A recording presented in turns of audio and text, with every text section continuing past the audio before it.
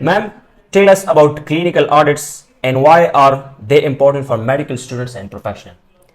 Thank you, Anas. So I'm Dr. Almas, and I'll be conducting a workshop on conducting clinical audits in the upcoming third Northwest Research Conference.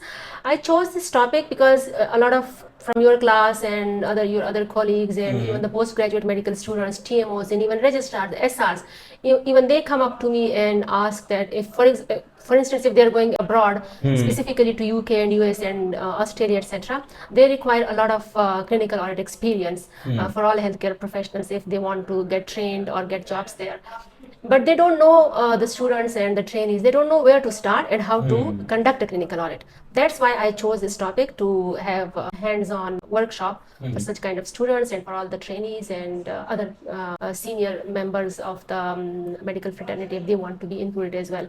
That's why I chose this topic, and it's very important for all of you to do a clinical audit, at least a couple of clinical audits in your professional experience, because first and foremost, it's very important for quality improvement.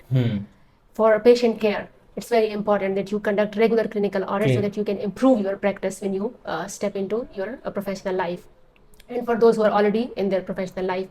Secondly, a lot of residency programs, for example, in USA, and as I mentioned, the GMC training programs, and if you want to go to the UK, in the Ireland, in Australia and Canada, they also require you to, and many other fellowship residencies and training programs, they require you to have clinical audit experience.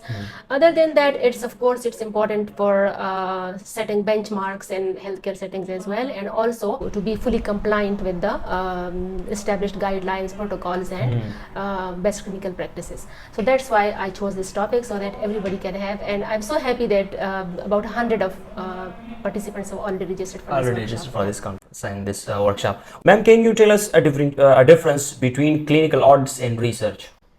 Very good question. Yeah. So mostly students and doctors, they don't do clinical audits because they think it's just another kind of research project, which of course takes time and a lot of resources. That's why they don't do it. They are afraid they don't do it.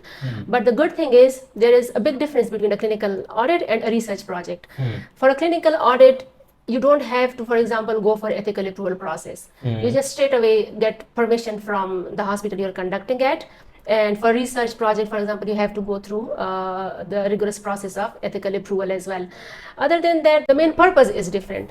A research is you are creating a new evidence in research. For example, what is the best practice that we should be following? For that, you conduct research to understand and to know, to find out what is the, for example, best practice for your patient care. But in clinical audit, it's just a quality improvement. It just measures your current practice. Whatever you are already doing, it measures that to answer questions like, are we following the guidelines, the protocols, and the best practice for patient safety? Yeah, and compared to research, which is like to find out what is the clinical practice that we should be following.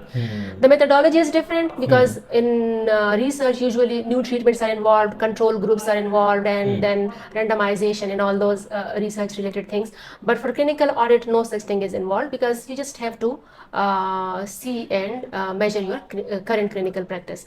Other than that, research findings are usually they are published, in different journals and presented in different conferences. But a clinical audit, it's usually they are not published, but there is no hard and fast rule. You can publish a clinical audit as well if you want to have like some publications to your credit.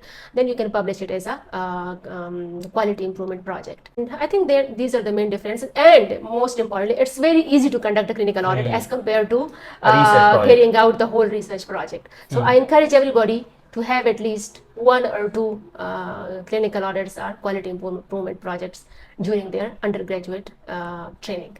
Excellent, ma'am. You nailed this answer. For example, if I want to conduct a clinical audit, so what is the time spent for me? It will be 4 weeks or 6 weeks? Yeah. So usually there are certain steps involved in a clinical audit, right? So first you have to identify what problem or what issue are you having in your current clinical setting, or in your ward, in your unit, in the ER, in the lab, in the pharmacy. So whatever area you choose to improve. So first you select your topic, the area that you want to improve. Then you select the standard against which you can compare the practice at that specific area that you want to improve.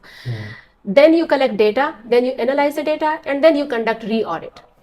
So if there is re-audit involved, usually the cycle works like that. So the time taken for clinical audit, it depends on if you're conducting a re-audit. If you're conducting a re-audit, then of course, because the initial audit, you just collect data, that will take you for about maybe a few days to complete the initial audit.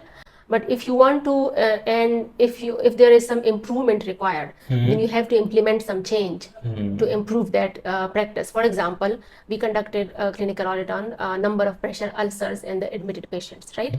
So we came to know that the number was a bit higher. Then we had to make some interventions. We had to introduce certain tools. For example, a turning clock tool to reposition patients every 2 hours. And for that tool to take effect and to train the staff and the attendants and the nurses on that tool, it took time. We implemented the tool and then we had to give it some time to take effect. And then we conducted the re-audit after 3 months. So it depends on what kind of intervention you are applying. If that is like a quick one, then you can conduct your re-audit the next week, or it can take you a month, a couple of months, even 3 months or 6 months, as completely depending on the topic and the area you want to improve, the topic you choose. Absolutely incredible, ma'am. Ma'am, the last question is, what is included in this workshop? Is there any hands-on practice in this workshop? Most definitely, yes. There will be a complete proposal preparation. Every participant, we have shortlisted about 100 topics because there are about 100 participants in this workshop. So there are 100 clinical audit related topics.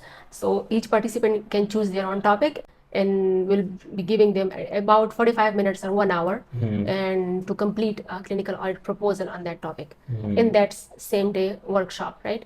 And we'll be providing them a sample to follow, and so that when the workshop is finished, they can go to their from wherever they have come, for example, from our hospital or from other institutions, they can go back and actually practically conduct that clinical audit. Yeah, so it's one of the most important aspects of this workshop is at least 1 hour hands-on activity. Hands-on activity and how they should like make a proposal for Exactly. clinical Yeah. audit. Yeah. Wonderful, ma'am.